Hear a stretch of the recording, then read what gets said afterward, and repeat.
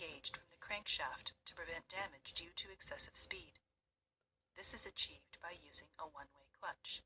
The model shown here is of a roller-type one-way clutch. It has an outer race and an inner race with small rollers.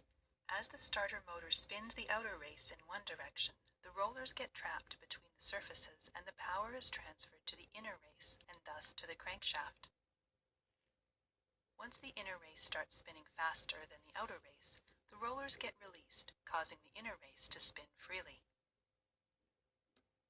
Like every four-stroke gasoline engine, motorcycle engines require a source of ignition to ignite the air-fuel mixture for power strokes. A spark plug is used for this purpose. The spark plug requires voltage in excess of 20,000 volts to fire properly. In this particular model, the voltage is obtained from the stator of the motorcycle, although a 12-volt battery may be used for the same purpose. The stator is a stationary coil of wires. The flywheel of the motorcycle has a set of permanent magnets which revolves around the stator and produces alternating current in the coils. Each output from the stator has different purposes, as shown here. The output for the ignition purpose is received from the exciter coil. This coil has a denser winding of thinner wire than the other coils to produce higher voltage for the ignition.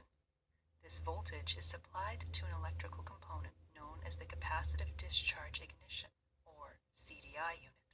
The connection for an AC CDI is shown here. The primary function of the CDI unit is to store electric charge and dump the stored charge when required. A capacitor inside the CDI unit stores the electric charge. Another component, known as a pickup coil, tells the CDI unit when to dump this charge. The pickup coil has a small magnet with a coil of wire around it.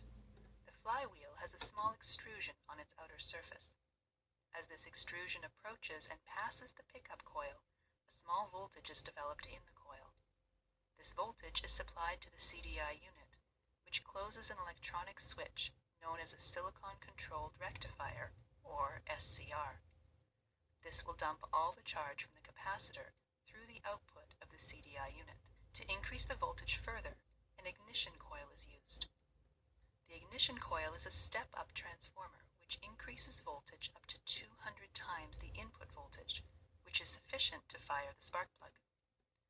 Several other factors contribute to the continuous operation of the engine. The intake and exhaust valves are controlled by using a timing chain, as shown here.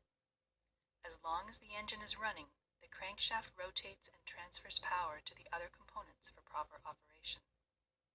Single-cylinder engines generally use a counterbalance to reduce the vibration caused by unbalanced forces.